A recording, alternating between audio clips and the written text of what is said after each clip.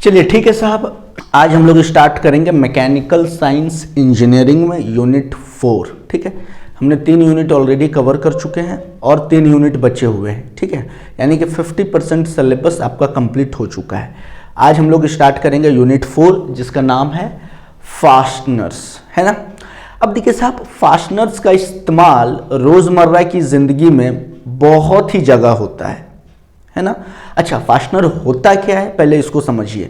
किसी भी दो भाग को जोड़ने के लिए हम लोग फास्टनर्स का इस्तेमाल करते हैं। जैसे मान लीजिए कांटी एक तरह का फास्टनर है। नट एंड बोल्ट जोड़ने का काम करते हैं, है ना। रिवेट जानते हैं ना, लोहा का एक छोटा सा कांटी के जैसा ही होता है।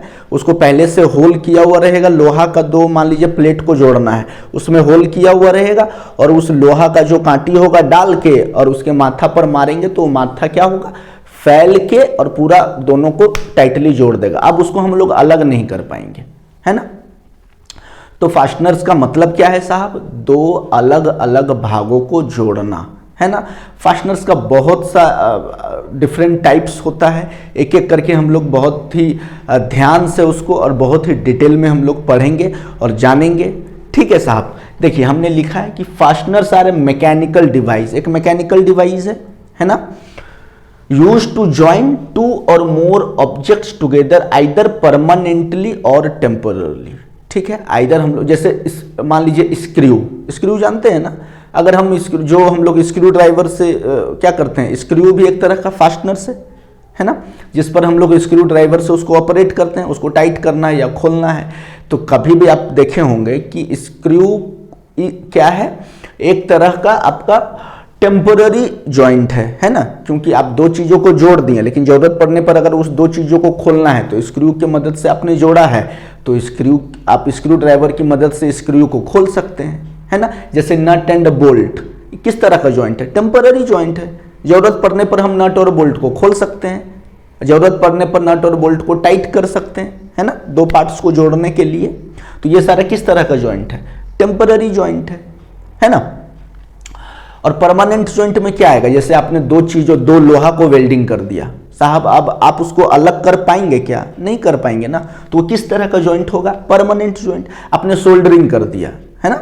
मान लीजिए मोबाइल में सोल्डरिंग होता है, बहुत सारे छोटे मोटे इलेक्ट्रॉनिक इक्विपमेंट में मान लीजिए कुछ प्रॉब्लम्स है तो वो सोल्डरिंग करता है। सोल्डरिंग करने के लिए हम लोग टिन का इस्तेमाल करते हैं, है ना। और जब सोल्डरिंग करेगा तो आपने देखा होगा एक पेन के जैसा होता है ना। और उसको आप क्या करते हैं, सोल्डरिंग डिवाइस आपने देखा ही होगा।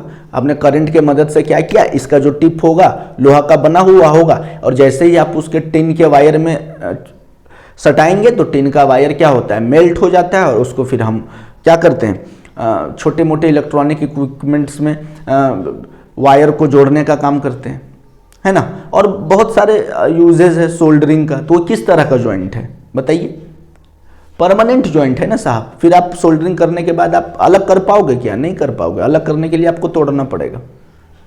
ब्रेजिंग, सोल्डरिंग से एक स्टेप और आगे जाइएगा तो ब्रेजिंग होता है। ब्रेजिंग बहुत ही हार्ड जॉइंट होता है ना। तो ब्रेजिंग भी एक तरह का परमानेंट जॉइंट है। बात समझ में आ रही है ना। देखिए, the main purpose of fasteners is to hold component securely.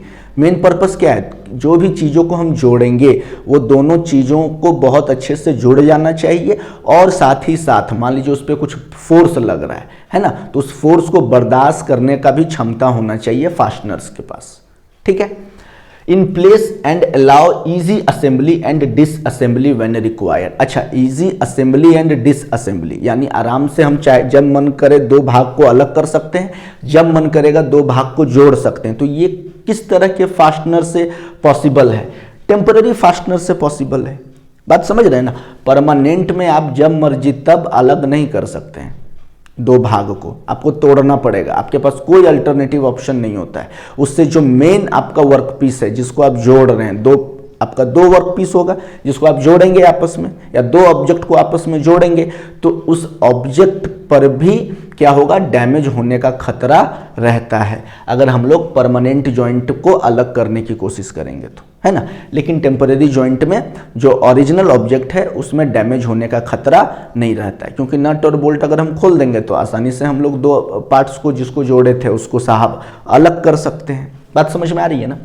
Fastener must be strong, fastener जो भी होगा बहुत स्ट्रांग होना चाहिए, स्ट्रांग मटेरियल का बना हुआ होना चाहिए, तभी तो वो फोर्स को बर्दाश्त कर पाएगा, टेंशन को बर्दाश्त कर पाएगा, है ना।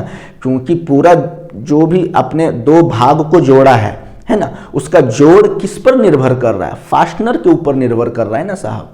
अगर फास्टनर ही टूट गया, वो लोड को बियर नहीं कर पाया, फोर्स को बियर नहीं कर पाया, तब तो फिर डैमेज हो जाएगा आपका पार्ट्स ना। तो इसलिए उसका स्ट्रांग होना जरूरी है, ड्यूरेबल यानी लंबे समय तक चलना चाहिए। ऐसा नहीं कि 6 महीने के बाद वो खराब हो गया, जंग लग गया, टूट गया, ऐसा नहीं होना चाहिए। ड्यूरेबल होना चाहिए एंड रेजिस्टेंट टू वाइब्रेशन, क्योंकि जब भी आप मशीन पार्ट्स चलता है या मान लीजिए वो ऑपरेट हो रहा है तो मशीन वाइब्रेट करेगी। तो मशीन जब वाइब्रेट करेगी तो फास्टनर्स इतना टाइट होना चाहिए जिससे कि उसमें लूजनिंग नहीं हो, है ना, वो ऑपरेशन के समय में वो ढीला नहीं हो, ठीक है। तो वाइब्रेशन को भी एब्जॉर्व करने का क्षमता होना चाहिए फास्टनर के पास, कोरोजन जंग नहीं लगना चाहिए उसमें, एंड वियर का मतलब होता है कि समय के साथ वो घिसना नहीं चाहिए, है ना। डिपेंडिंग ऑन देयर एप्लीकेशन, अब ये डिपेंड करता है कि आप उसका इस्तेमाल किस पर्पस के लिए कर रहे हैं। जॉइंट आप जहाज में भी होता है, पानी वाला जहाज बनाइए, सबमरीन बनाइए, उड़ने वाला जहाज बनाइए, मोटरसाइकिल बनाइए, गाड़ी बनाइए, मैन्युफैक्चरिंग बनाइए, कुर्सी बनाइए, हर जगह इस्तेमाल होता है साहब फास्टनर्स का। आप घर की ढलाई करते हैं तो पटरा को ठोकने के लिए नहीं इस्तेमाल करता है क्या मिस्त्री, कांटी का इस्तेमाल करता है ना। तो कांटी क्या है साहब, एक तरह का फास्टनर तो है कांटी, है ना, लेकिन वो किस तरह का फास्टनर है, वो किस तरह का जॉइंट प्रोवाइड करता है, परमानेंट जॉइंट, है ना। अब आप कांटी को जब निकालिएगा तो वो कांटी आप रीयूज नहीं कर सकते हैं, कर सकते हैं क्या, और वो डैमेज कर सकता है आपका जो भी लकड़ी का पटरा होता है ना, उसको भी वो डैमेज कर सकता है ना। क्योंकि वो किस तरह का जॉइंट प्रोवाइड करता है आपको, परमानेंट जॉइंट प्रोवाइड करता है। और जब भी हम लोग रिवेट, वो भी एक तरह का रिवेट है, आगे पढ़ाएंगे रिवेट, ठीक है। तो fasteners are commonly made from, किस चीज़ का बना हुआ होना चाहिए, स्टील का बना हुआ होना चाहिए। स्टेनलेस स्टील का हो सकता है, ब्रास का हो सकता है, एल्यूमिनियम का हो सकता है, टाइटेनियम का हो सकता है। अगेन ये डिपेंड कर रहा है कि उसका इस्तेमाल आप किस पर्पस के लिए कर रहे हैं, उस पर कितना फोर्स लगेगा, कितना आप उस पर बल लगाओगे, है ना। उसी के अनुसार हम लोग डिसाइड करते हैं कि किस धातु का बना हुआ होना चाहिए फास्टनर्स, ठीक है साहब।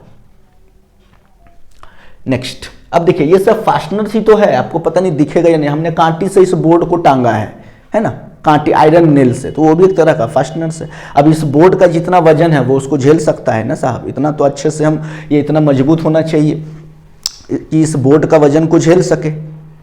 अगर हम लकड़ी का फास्टनर यूज कर देंगे तो लकड़ी टूट जाएगा, क्योंकि वो उतना स्ट्रांग नहीं है। बात समझ में आ रही है ना। Fasteners are essential elements in mechanical design and manufacturing, बहुत इस्तेमाल होता है। They play a vital role in almost every engineering and manufacturing field, हर पूरे इंजीनियरिंग में, पूरी मैन्युफैक्चरिंग में हर जगह इस्तेमाल होता है फास्टनर्स का।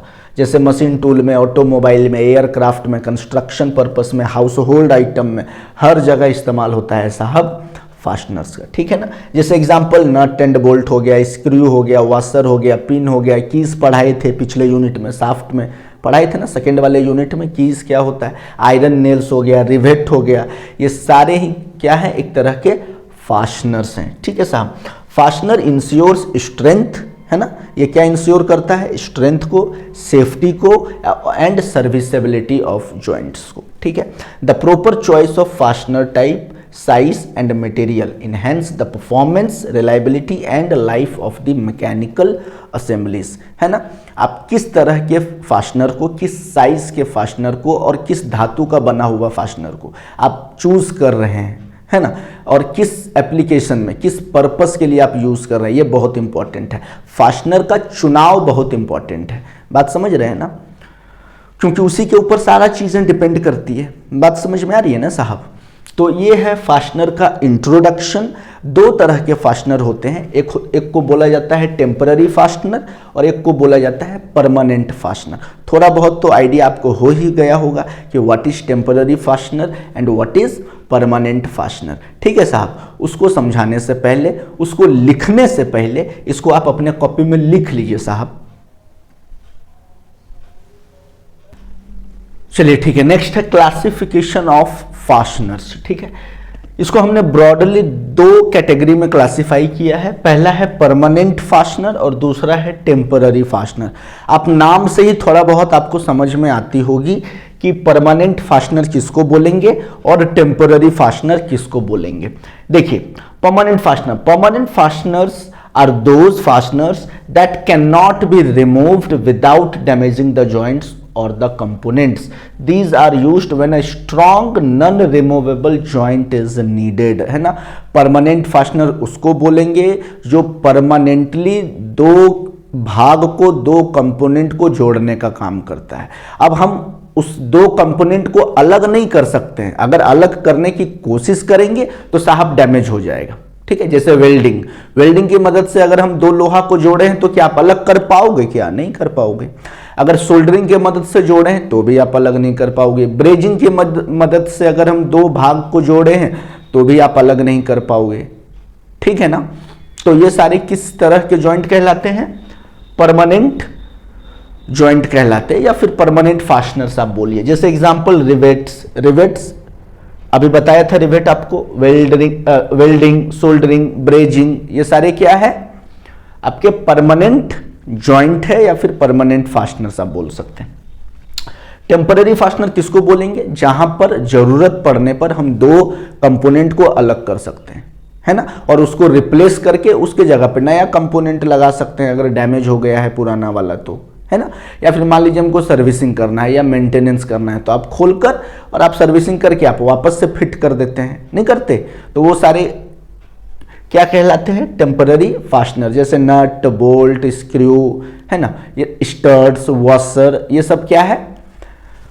टेम्पररी फास्टनर है। Temporary fasteners are those fasteners that can be easily removed and reused. इसे हम बार बार इस्तेमाल कर सकते हैं without damaging the component. They are used when parts needed to be disassembled. मान लीजिए हमें दो पार्ट्स को खोलना है, डिसअसेंबल करना है, तो वहां पर इस्तेमाल करेंगे। फॉर मेंटेनेंस और रिप्लेसमेंट, मेंटेनेंस के लिए खोलेंगे या फिर रिप्लेसमेंट के लिए खोलेंगे, ठीक है। एग्जांपल देखिए, nuts and bolt, screw, washer आप जानते होंगे, नहीं जानते हैं तो आगे बताएंगे। कीज बताया है, पिन्स, स्टड्स, है ना। स्टड्स किसे बोलेंगे? जिसके दोनों साइड ही आपका थ्रेड बना हुआ रहेगा, मैं बताऊंगा उसको आगे, ठीक है। तो ये है आपका मोटा मोटी क्लासिफिकेशन ऑफ फास्टनर्स, ठीक है साहब। चलिए, लेक्चर नंबर 26 को हम यहीं पर स्टॉप करते हैं, ठीक है। इसको आप ध्यान से अपने कॉपी में लिखिए, इसको रिवीजन कीजिए, पढ़िए, है ना। और हम अब आपसे मुलाकात करेंगे किसी नए वीडियो में नए टॉपिक के साथ। तब तक आप अपना ख्याल रखिए साहब और मुझे दीजिए इजाजत। जय हिंद।